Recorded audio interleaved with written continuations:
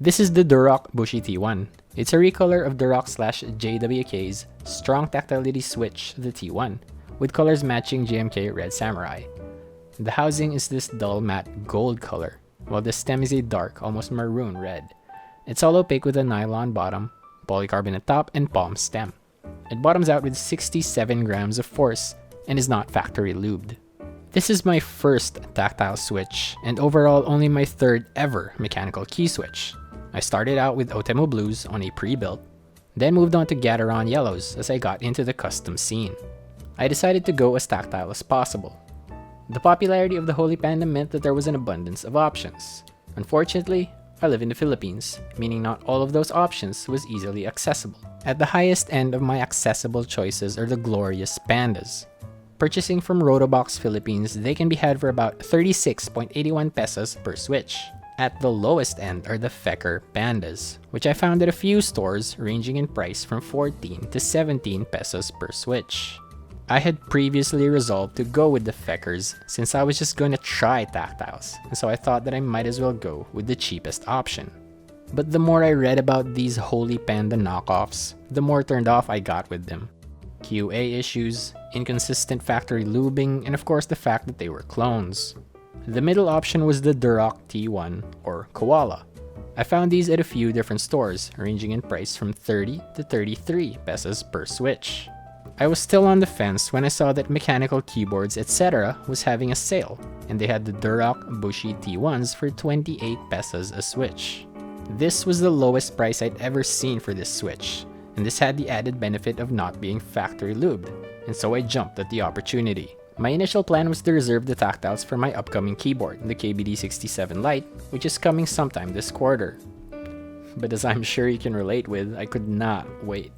So I picked up these switches for use on my current keyboard, which is some Chinese TKL kit.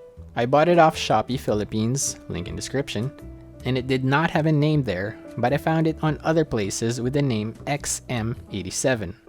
I'll also link a build video featuring what seems to be an older version of this board. That one has north-facing switches, while mine has south.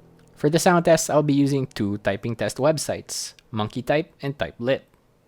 The former will be just alphas, allow me to type faster, around 90 to 100 words per minute.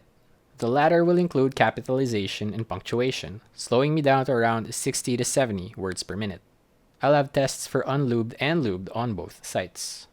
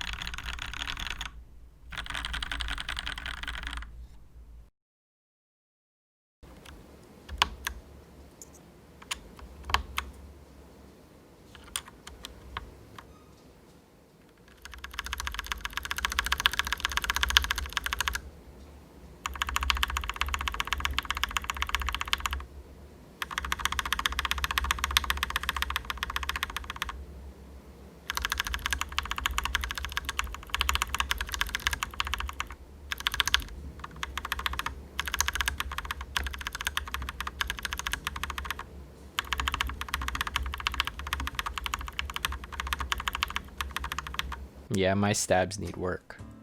When I first got the Bushis, I excitedly swapped out my Gateron yellows for them. I had high hopes for these since the T1s are pretty highly regarded, and also because these cost more than twice per switch than the Gateron yellows, which I love by the way. It was a shock when I first tried them out. I had never experienced something like that before. I thought I had some idea of what tactiles felt like. Otemu Blues are clicky, but they're also technically tactile. Well, they may as well be linear compared to these. The word that came to mind while using them was sticky. They weren't getting stuck or anything, but the resistance just felt sticky to me. I honestly did not like it, and it was really noisy. Of course, these were unlubed, so perhaps lubing would help. So I took some Crytox 205 grade 0 and lubed them, avoiding the stem legs to preserve the tactility. This was only my second time lubing switches, and I know it's recommended to use thinner lube on tactiles, but 205 grade 0 is what I had, so I used it. On my Gateron yellows, I bag lubed both the springs and the stems. On these Bushis, I used a brush on everything.